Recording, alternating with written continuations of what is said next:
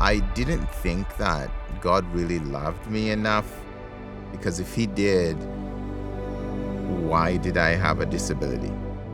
People had described all the things that I'll never do. According to their script, I am cursed. When you lose your parents, it's like you are really cut from the root. I was struggling with the issue of identity. Who am I? Why am I even here? It was okay to see God as the healer, the counselor, but not the father, because the word father brought terrible memories. My father had never hugged me or told me he loved me. And yet I was being told that God was my father. You cannot know the heart of God when the one He has entrusted you with to take good care of you has actually violated you. I was just empty and living in a darkness that I didn't think I could ever get out of. My plan was just to take a good rip across my wrist and then go sit in my car and bleed to death.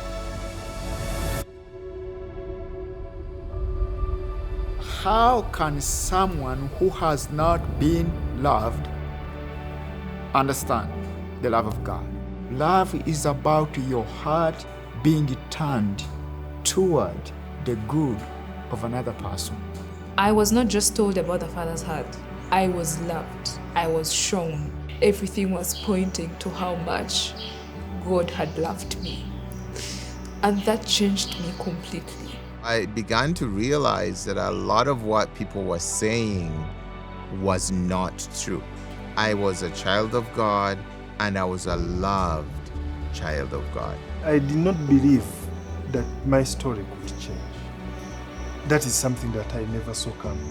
People need to know the heart of the Father. It's not just the most important thing. It's the only thing.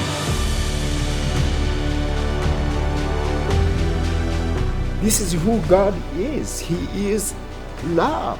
When you look at Jesus on the cross, the journey He walked to Calvary, it just emphasizes to us that He loved us that much. He loves us that much. We can't just sit in our comfort zones when the world is perishing.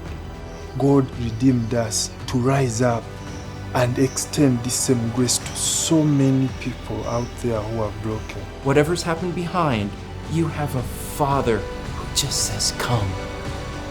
There is always hope.